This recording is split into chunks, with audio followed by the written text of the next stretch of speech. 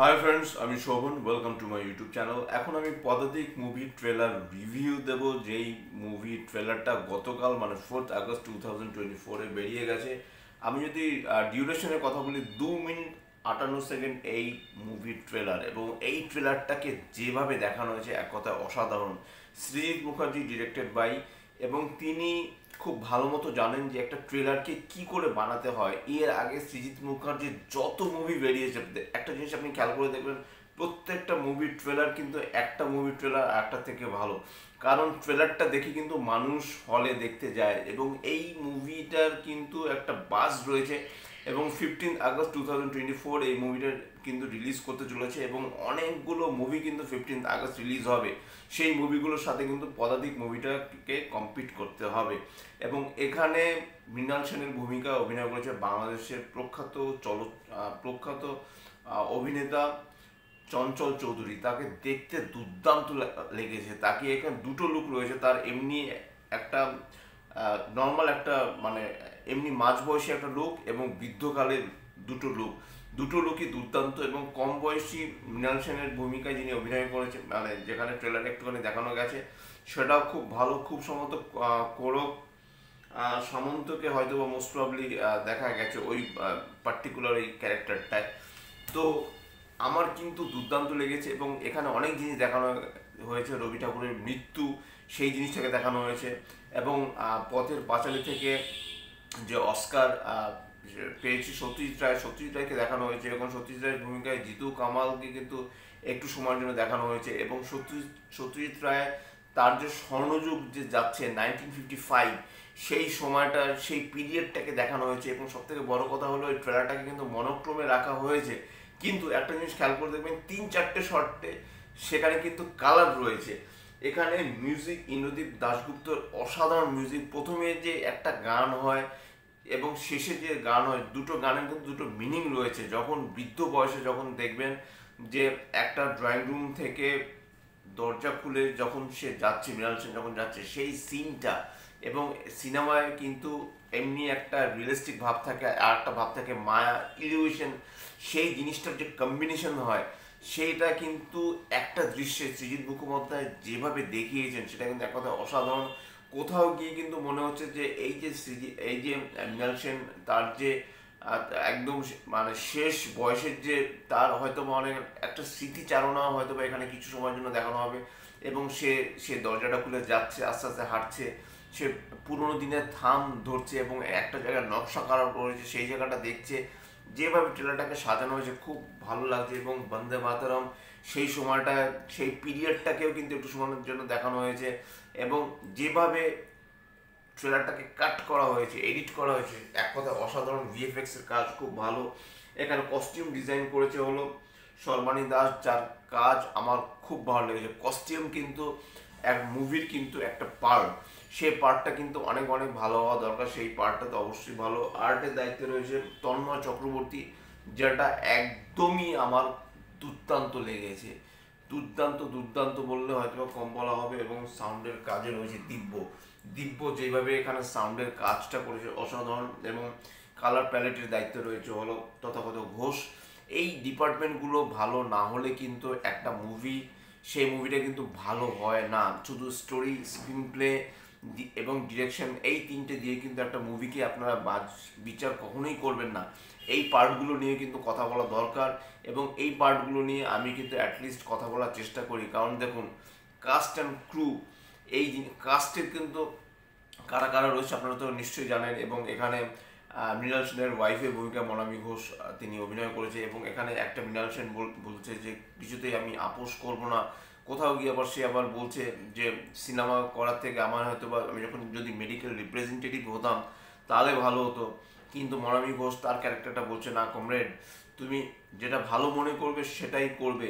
এবং মৃণাল সেন কিন্তু তিনি কিন্তু আপোষ করেননি। তার যে শটটা বাদ দিতে হবে তাকে, সেটা সে একটা সিন রয়েছে, সে ফোনে বলছে যে এই শটটা কিন্তু বাদ দিতেই হবে, কাজে সে কিন্তু কিছুতে আপোষ করেনি। এখানে কিন্তু মৃণাল সেনের ভূমিকা চঞ্চল চৌধুরী যেভাবে এত দুর্দান্ত লাগছে। আপনারা যারা মৃণাল সেনকে দেখেছেন, মৃণাল সেনের ছবি এবং চঞ্চল চৌধুরীর ছবি, দুটো ছবি পাশাপাশি রাখুন, দেখবেন আপনারা না মানে ভিমড়ি খেয়ে যাবেন যে এত সুন্দরভাবে এত সুন্দর ওয়েতে লুক দেওয়া হয়েছে। এবং একটা সিনের কথা অবশ্যই বলতে হবে, যেখানে সে রাস্তা দিয়ে হেঁটে যাচ্ছে, দুদিকে চারিদিকে লোক রয়েছে, সেই সিনটা দুর্দান্ত। আর একটা সিন যেটা টিজারে ছিল, যে তিনি রাস্তার হালাত দিয়ে শুয়ে আছে, সেই সিনটা যদি ট্রেলারে রাখতো না, ফাটাফাটি হতো। এবং অবশ্যই লাস্ট দৃশ্যটার কথা বলা উচিত, যেটা কিন্তু যখন কদিন আগে মৃণাল সেনের যেই সিনেমাটা, মানে এখানে অঞ্জন দত্ত যে মৃণাল সেনের ভূমিকায় তিনি যে অভিনয় করেছে, সেই যে সিনেমাটা চালচিত্র এখন, সেখানে কিন্তু বলা হয়েছিল যে এরকম একটা নগ্ন একটা মানে পুরো দৃশ্য নগ্নতা, এরকম আয়নার সামনে দাঁড়িয়ে আমি কিন্তু বলেছিলাম যে সিনেমা আমি বানাবো, ঘন্টা আমি সিনেমা বানাবো। কাজে সেই দৃশ্যটা কিন্তু একদম শেষে রাখা হয়েছে। এবং এই সিনটা নিয়ে কিন্তু আমি এতটুকু বলতে পারি যে এই সিনটা নিয়ে কিন্তু একটা কন্ট্রোভার্সি তৈরি হলেও হতে পারে, কিন্তু সিনটা নিয়ে কন্ট্রোভার্সি হলেও সৃজিত মুখোপাধ্যায় তিনি কিন্তু খুব রিয়েলিস্টিক ওয়েতে কিন্তু সব কিছু দেখানোর চেষ্টা করেছেন। এবং ট্রেলারটাকে একদম প্রথম থেকে শেষ অবধি আপনারা দেখবেন, দুটো গান রয়েছে, দুটো গানের দুটো মিনিং রয়েছে। যখন একটা গান হয় যে মৃণাল সেন মানে একদম বার্ধক্য বয়সে সে যখন ড্রয়িং রুম থেকে একটা দরজা খুলছে, তখন সে দরজা খুলে যখন পা দিচ্ছে অন্য একটা ইলিউশনে, তখন একটা গান। এবং যখন ট্রেলারটা শেষ হতে চলেছে তখন আর একটা গান। দুটো গানের কিন্তু মিনিং রয়েছে এবং মিনিংফুল ওয়েতেই কিন্তু ট্রেলারটাকে করা হয়েছে। এবং প্রচুর প্রচুর কিন্তু সিনস রয়েছে অনেক। মৃণাল সেনের কিন্তু অনেক মুভির কিন্তু কাট আউটও কিন্তু এখানে এডিট করে কিন্তু ট্রেলার জোড়া হয়েছে। আপনারা যদি মৃণাল সেনের ছবি দেখে থাকেন তাহলে দেখবেন যে তার মধ্যে কিন্তু চালচিত্র এই মুভির একটা কাটও কিন্তু রয়েছে।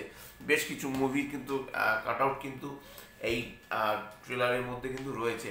কাজেই আমি একটা কথাই বলবো যে হয়তোবা কোথাও গিয়ে 15 আগস্ট এই অবশ্যই একটা ভালো ইন্ডিপেন্ডেন্স ডে দিন, অবশ্যই আপনারা সদল বলে গিয়ে হাজির হন। এবং এটা কিন্তু হলে দেখার মতো সিনেমা। এবং এতটুকু বলতে পারি যে সৃজিত মুখার্জির হয়তোবা one of the finest movie হতে চলেছে এই পদাতিক। এবং যেভাবে অভিনয় করেছে, যেভাবে তার বডি ল্যাঙ্গুয়েজ, আমি চঞ্চল চৌধুরীর কথা বলছি, মৃণাল সেনকে সে যেভাবে আত্মস্থ করেছে, সেটা কিন্তু চারটিখানি কথা নয়। বাংলাদেশের একজন স্বনামধন্য একজন নায়ক, তিনি ইন্ডিয়ার একজন পরিচালকের মানে জুতোয় তিনি পা গলাচ্ছেন, এবং সেটা এত সুন্দর ওয়েতে জিনিসটাকে দেখানো হয়েছে। এবং ট্রেলারটায় কি নেই, এবং ট্রেলারটা যেভাবে যেই স্পিডে চলে, মানে দুটো আমি বলবো মানে ট্রেলারও কিন্তু ফার্স্ট হাফ সেকেন্ড হাফ হয়। ট্রেলারের ফার্স্ট হাফ একরকম, ট্রেলারের সেকেন্ড হাফটা কিন্তু আরেক রকম।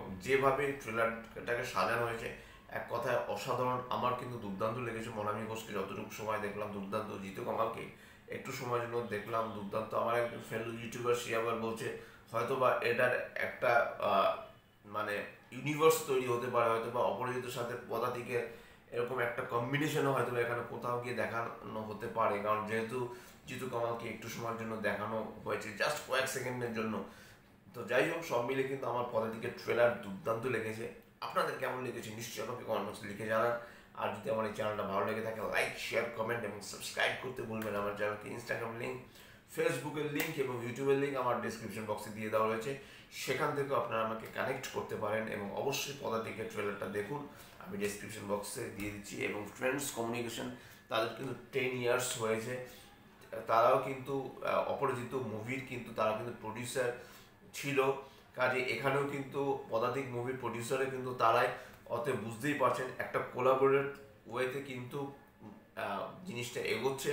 এবং পদাতিক মুভিটা এতটুকু বলতে পারি, পদাতিক মুভির যেরকম বাজ, পদাতিক মুভিটা কিন্তু ব্লকবাস্টার হচ্ছেই, এতটুকু আপনারা লিখে নিন। এবং সৃজিত মুখার্জি অবশ্যই আমার পছন্দের একজন ডিরেক্টর।